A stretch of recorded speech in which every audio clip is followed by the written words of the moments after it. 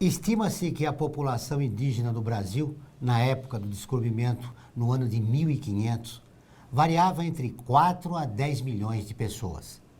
Passados 517 anos, a população indígena foi reduzida para menos de 900 mil pessoas, representando menos de 0,5% da população brasileira. Séculos de massacres realizados pelos colonizadores e conflitos com fazendeiros e garimpeiros contribuíram para a redução. Mas a violência continua. No último dia 30 de abril, um ataque liderado por fazendeiros deixou mais de 10 indígenas feridos do povo de Gamela, no povoado de Baías, em Viana, no Maranhão. Por que o Brasil não respeita os seus índios?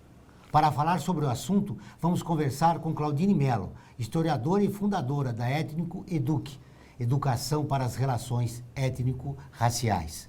Eu sou Joel Scala e começa agora mais um observatório do terceiro setor, o olhar da cidadania.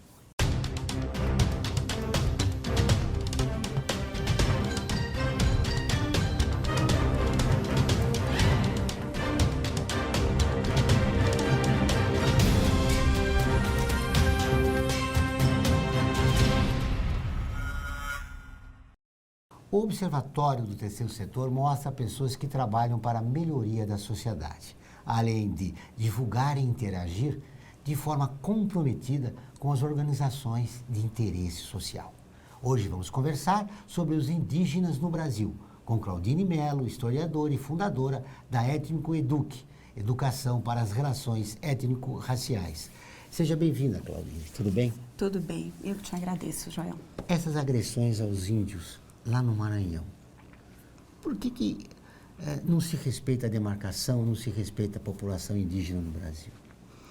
Eu penso que não são respeitados exatamente porque a gente se constituiu numa sociedade excludente dessas minorias, né? Minorias essas que não são tão minorias assim, mas que historicamente passaram por essa interpretação, né? Nós fomos colonizados por europeus, e essa cultura europeia, ela prevaleceu no Brasil em detrimento de outras culturas e de outros povos.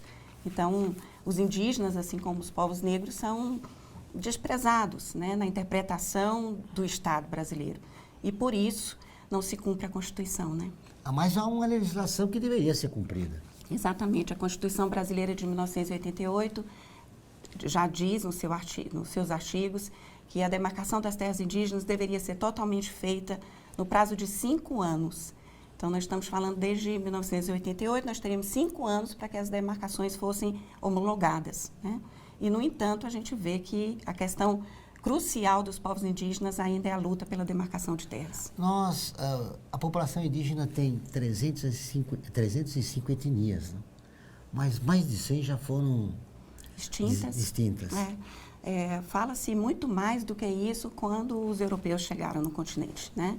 Mas, atualmente, realmente, você tem razão, o IBGE, né, a gente levando em conta as estatísticas do IBGE de 2010, fala que nós temos atualmente 305 etnias, falando 274 línguas. Então, nós somos um povo pluriétnico e poliglota, né? Falamos muitas línguas. E não damos importância para a nossa história, né? Não damos exatamente por isso que eu estava te dizendo, né? Porque isso não está dito nas escolas, isso não é ensinado para os nossos filhos desde muito pequenos, né? Que nós temos vários povos no Brasil, várias etnias, né? Nós perdemos a capacidade de falar essas línguas, né? Foi proibido a língua tupi no Brasil.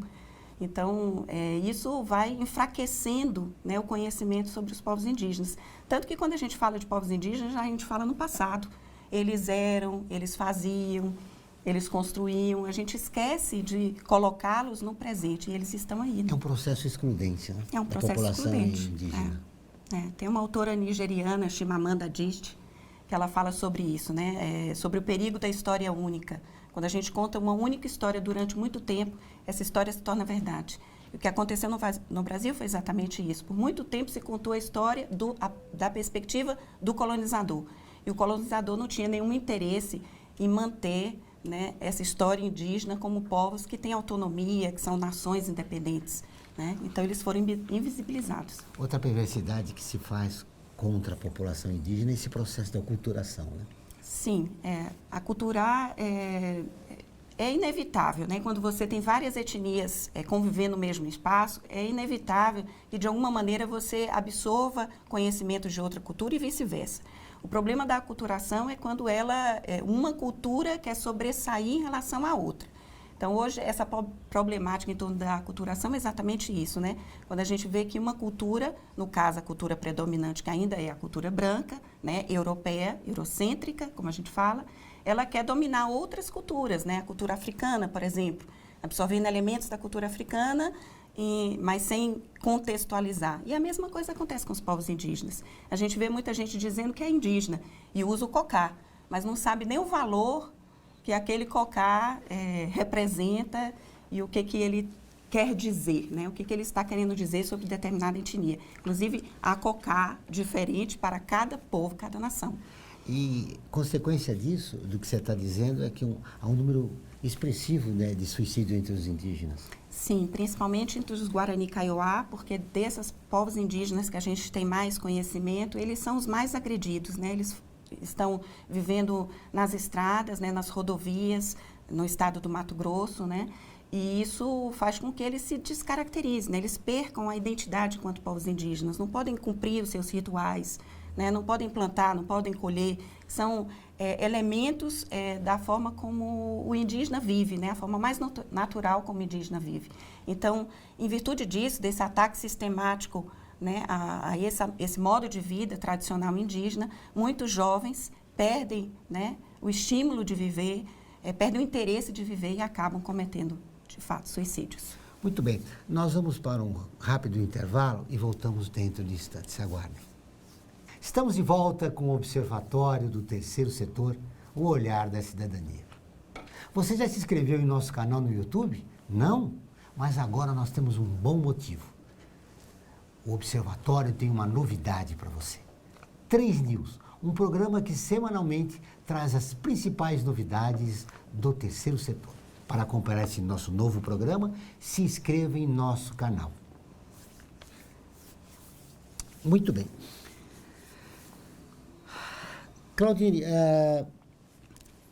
esse episódio lamentável que ocorreu no Maranhão é uma agressão constante, né, com aquela etnia, os gamelas. Sim, não só com os gamelas, né? É um reflexo de como os povos indígenas estão sendo tratados ao longo de todos esses séculos, né?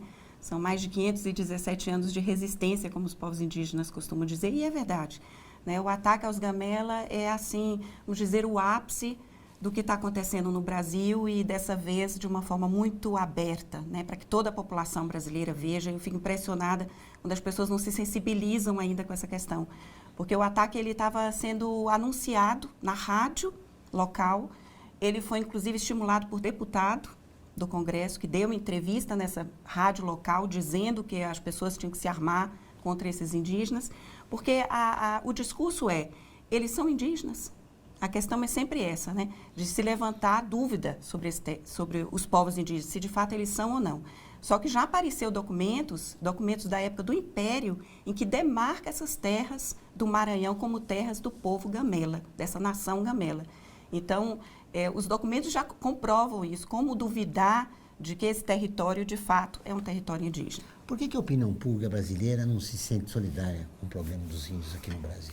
Exatamente por isso, Joel. Eu não quero inocentar a população brasileira, porque a gente sabe que hoje as pessoas são esclarecidas, né? Elas têm acesso a várias informações, elas não precisam assistir às grandes redes de comunicação, né? Elas têm redes de comunicação alternativa, né? Jornais alternativos que dão a elas outras formas de entender o mundo. Então, eu não quero inocentar a população, mas eu quero dizer que a população ainda não se sente à vontade em tratar da questão indígena porque ela não foi estimulada a isso. Para você tratar de um assunto, para você se solidarizar com aquele assunto, você precisa ter contato, né, ter interesse, ser estimulado o interesse. E nas escolas não são incentivados isso, né? Os alunos, eles passam desapercebidamente sobre a questão indígena, ainda encarando os indígenas como no passado, né, longe do presente, do convívio social. Então, eu acredito que a sociedade brasileira não se solidariza mais porque ela desconhece o que são povos indígenas no Brasil. E quando se pensa no índio, é de uma forma estereotipada, né? Exatamente. Né? Ainda é aquele índio do passado, aquele índio com cocá, aquele índio com, né, sem roupa, com o corpo pintado. Então, todo indígena que aparece nas grandes redes de comunicação e que está vestido, normalmente, como qualquer um de nós, usando um celular, usando um iPad, né, ele é encarado como não índio. Né? Como você vê a saída do presidente da FUNAI nesse contexto? Então, Joel, é interessante você perguntar isso, porque quando ele foi nomeado presidente da FUNAI, as comunidades indígenas tiveram uma reação muito ruim em relação à nomeação dele, porque ele representa uma bancada, que é a bancada ruralista no Congresso, né, que defende o agronegócio, o latifúndio e que, portanto, tem um enfrentamento muito direto com as comunidades indígenas por essa questão de demarcação de terra. Então, os povos indígenas tinham uma reação muito ruim em relação a Antônio Costa. E acontece que agora, na saída dele, ele, então, faz um pronunciamento, chama a imprensa e diz que a saída dele é em virtude exatamente do fato de que essa própria bancada ruralista estava querendo nomear pessoas para ocupar cargos na FUNAI. Pessoas essas que não têm nenhum comprometimento com a questão indígena. E, inclusive, tirando cargos que deveriam estar sendo geridos pelos próprios indígenas. Né? A gente está falando de um órgão público, né, que deveria ser gerido pelos indígenas. E isso estava sendo tirado, está sendo, né, tirado paulatinamente. Ele, inclusive, diz que a FUNAI pertence a um partido político. Como pode um órgão público, né, que tem o comprometimento de preservar a cultura indígena e os povos indígenas, pode estar atrelado a um partido político? Como é que você vê que a questão indígena repercute mais fora do país do que aqui? Exato. Isso também foi uma questão assim que nos causou uma surpresa e, ao mesmo tempo, uma satisfação da gente ver que os países, né, que compõem a ONU, né, acho que você se refere a isso. É claro, né? Aquela recomendação de 54 países da ONU em relação às questões de tortura racial e a questão indígena. Exatamente. Esses 54 países fizeram recomendações agora no dia 5 de maio, né, fizeram recomendações ao Brasil para que fosse justo com a questão indígena, porque os países estão acompanhando, né, essas denúncias estão sendo feitas. Inclusive, tem um cacique, Guarani Kaiowá, chamado Vladio Veron. Ele tem feito uma excursão pela Europa, exatamente denunciando o Estado brasileiro como genocida e etnocida. Né? Quer dizer, não só provoca a morte dos povos indígenas, como provoca a morte da cultura desses povos. Então, é genocida e etnocida. E o Vladio Veron é uma das pessoas que tem feito essas denúncias sistematicamente, né, na Europa, nos Estados Unidos, em países da Ásia, enfim, em todos os lugares. Então, esses países agora fizeram uma recomendação, né, ao governo brasileiro que cuide, né, dessa questão da demarcação de terras. Respeite os direitos humanos. Respeite os direitos humanos, nada mais do que isso. Né? Uma chacina, como aconteceu com os Gamela, é uma total demonstração de violação de direitos humanos. Porque não só atacaram eles, como foram cruéis, né? Cruéis, em decepar a mão, né? em atacar de uma forma muito violenta. Isso só demonstra a crueldade com que esses povos indígenas estão sendo tratados e, obviamente, é violação de direitos humanos. Muito bem, nós vamos para um rápido intervalo e voltamos dentro de instantes. Estamos de volta com o programa do Observatório do Terceiro Setor, o Olhar da Cidadania. Faça como milhões de pessoas e participe da campanha do Observatório do Terceiro Setor. Intolerância, eu me importo, e você? Para participar, basta compartilhar o banner da campanha que está em nosso portal e nas nossas redes sociais. Muito bem. Claudine, nesse último bloco eu gostaria de conversar sobre o futuro da questão indígena. A gente tem denúncias de violações de direitos humanos, essa coisa que aconteceu no Maranhão aí indignou a população brasileira. Agora, esse trabalho que você faz na sua organização pode ser que é um trabalho de sensibilização, né, em relação à questão indígena, que pode representar, digamos, uma janela, abre uma janela para o nosso futuro. Exatamente, Joel. Eu tenho muito essa esperança e foi por isso mesmo que eu fundei a Étnico Eduque, porque eu acredito realmente que tudo passa pela educação.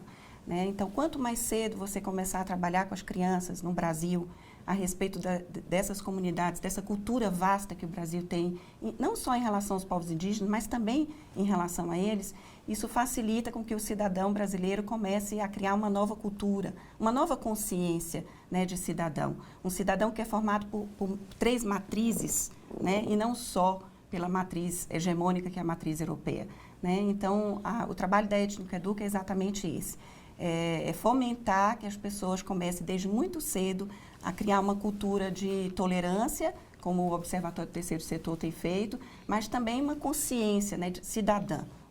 É de educar as crianças desde pequenas, que o índio faz parte da nossa sociedade, não é algo excêntrico, né, estereotipado, Exato. como é mostrado nos livros, né? Exatamente, eles convivem conosco o tempo todo, eles estão presentes, né? A cidade de São Paulo é considerada a 3ª cidade do Brasil com a maior população indígena, né? É incrível isso, esses dados. Nós estamos falando de uma cidade com mais de 10 milhões de habitantes. E dentro desses 10 milhões de habitantes, muitos são indígenas, de várias etnias, que convivem conosco, que pegam o metrô, que pegam o ônibus, né? Mas que não são reconhecidos como tal. Então, está mais do que na hora, né, da gente começar a reconhecer que os povos indígenas, eles são cidadãos exatamente como qualquer outro. Você falou indivíduo. em São Paulo, me lembrei, há problemas aqui em São Paulo de demarcação, né, também.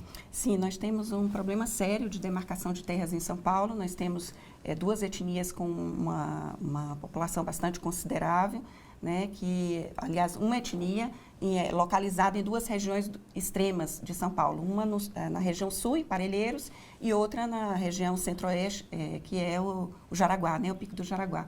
E eles estão, ambas as localidades estão em processo de demarcação territorial e com bastante problemas para que isso seja, de fato, homologado, né, pelo governo federal. Um grande centro urbano como São Paulo, a especulação imobiliária, seria essa a dificuldade? É exatamente essa a dificuldade.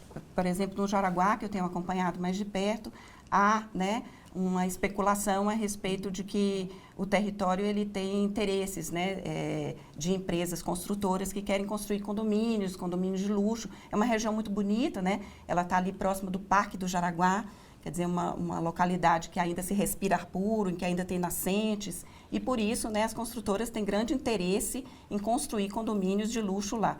E talvez seja esse o problema maior que os povos indígenas Guarani e Mibiá enfrentam na região do Jaraguá.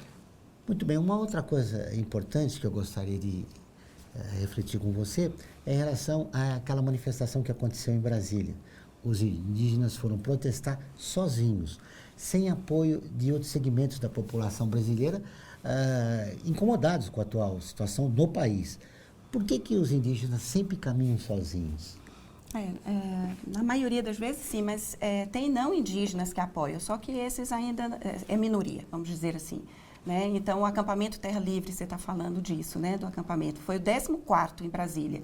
E nesse acampamento nós tivemos mais de 4.000 indígenas, mais de 100 etnias presentes.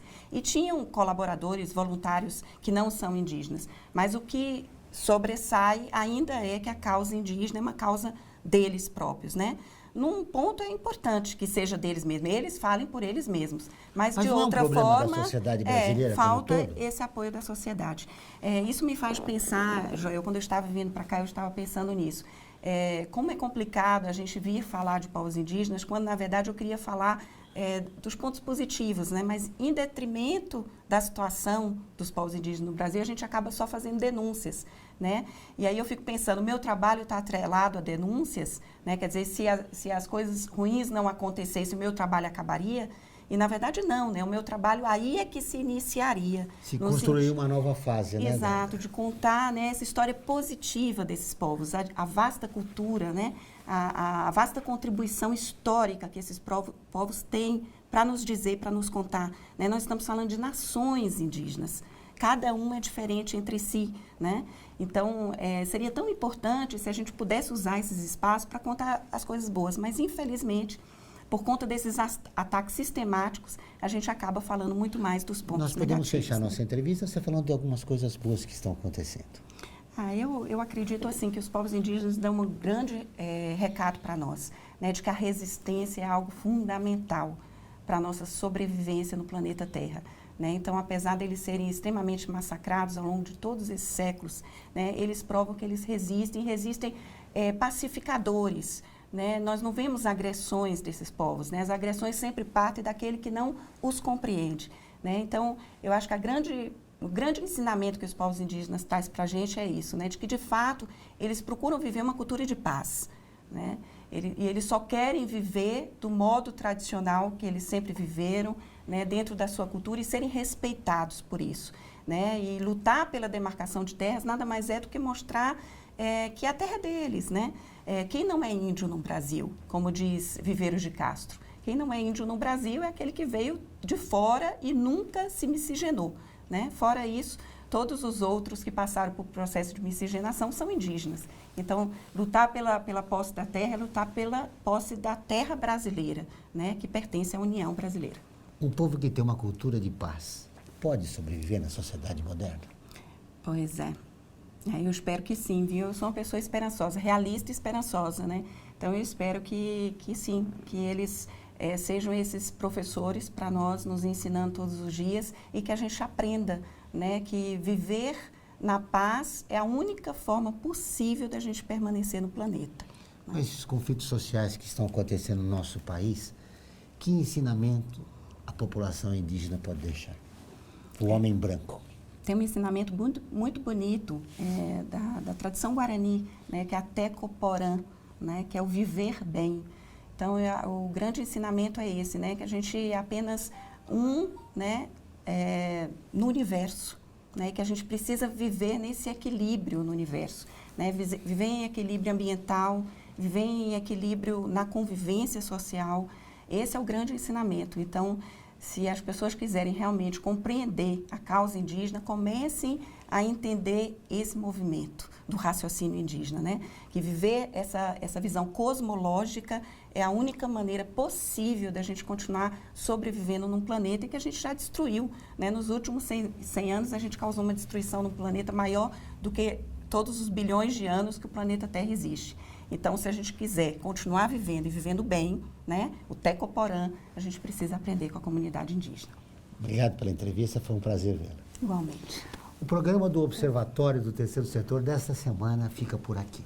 Mas, para continuar nos acompanhando, acesse o nosso site, observatorioterceirsetor.com.br. Também as nossas redes sociais. O Observatório está no Facebook, no Instagram e também no YouTube. Faça como pessoas de mais de 40 países. Participe do Observatório do Terceiro Setor, o olhar da cidadania. Até o próximo programa.